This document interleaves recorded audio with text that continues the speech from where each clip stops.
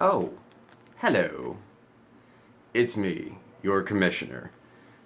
Still suffering from full-blown sinus infection that I came down with the day after the draft.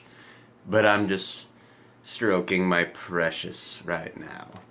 Just my little reminder of Super Bowl 51. Well, guys, welcome back. This is going to be a very low energy episode of our recap preview show, whatever.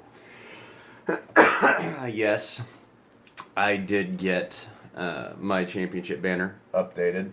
They couldn't quite do everything, like it's red and then white. So they just did solid red right there. I figure it makes it stand out. It was a Super Bowl I went to. So there we go. Alright, so I'm doing this after the kickoff to the regular season. So the Thursday night game is already in the books. So usually I would just say who's playing who. Excuse me. But this time I actually have some at least early scores to give you. Obviously nothing's final yet. So week one, I swear, like it doesn't seem to change each year. It really doesn't, because I'm pretty sure this is like the third year in a row that I've played Taylor in week one. So thus far, I'm leading Taylor 24.2-0. I've had two guys play, my tight end and my second wide receiver. So that's pretty good. He's still obviously got everybody to play. Currently, I'm projected to get 101.8 total to 95.5, so hopefully that'll pan out. We are using the decimal scoring this year, so every single yard that a person gets counts now. So even if they get 9 yards, it counts as 0.9 yards. Whereas before, it would completely just wipe it out. They might as well have never gotten those yards in the first place. All right, game number 2, Dustin versus Zacho. Dustin has only had one guy play, but he's leading 40.6-0. Obviously, Zacho hasn't had anyone play yet, but Dustin started Kareem Hunt, and it turned out to be the best decision ever because he had the best... I think it was the best game, or first game ever for a rookie running back. So, yeah, good pick, Dustin. Alright, Khalifa is taking on Elijah. Elijah has had one person already play and is leading 6-0.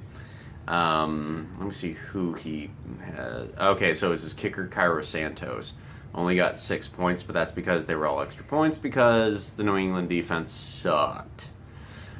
Kristen is taking on Bentley. She's had one person play and she's leading 3.3-0.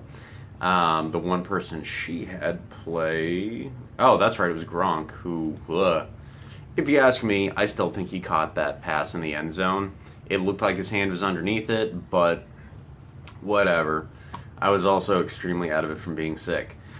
And in the only game where both teams have had someone play, Jody versus Anton, Jody's leading 18.8-9.